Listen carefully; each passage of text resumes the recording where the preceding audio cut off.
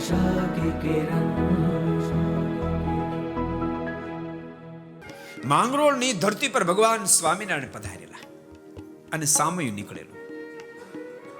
એ વખતે કબોવાણીઓ બહુ મોટો તજ લવિંગ વગેરે તેજાનાનો વેપારી, પણ નુકસાની બહુ ગયેલી. એને કારણે પાગલ થઈ ગયો. તમને ખબર ને, સંપત્તિ આવે તો પાગલ કરી દે, જાય તો પાગલ કરી દે. પાગલ થઈ ગયેલો.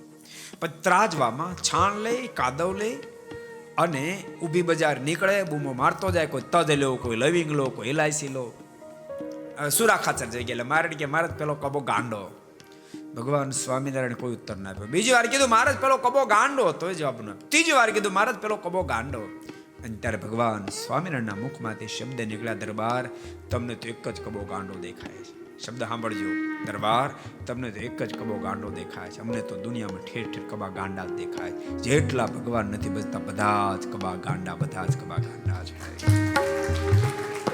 ભલે કદાચ એક ભાષા, બે ભાષા, 5 ભાષા, 25 ભાષા એને આવડતી હોય, પણ ભગવાન ભજવા રૂપી ભાષા જેને ના આવડી, એની બધી જ भाषा फेल है। को पसंद आया हो तो लाइक करें और शेयर करना मत भूलिए। सब्सक्राइब करें सरदार कथा चैनल को और बेल आइकॉन पर क्लिक करना मत भूलिए लेटेस्ट वीडियो सबसे पहले पाने के लिए।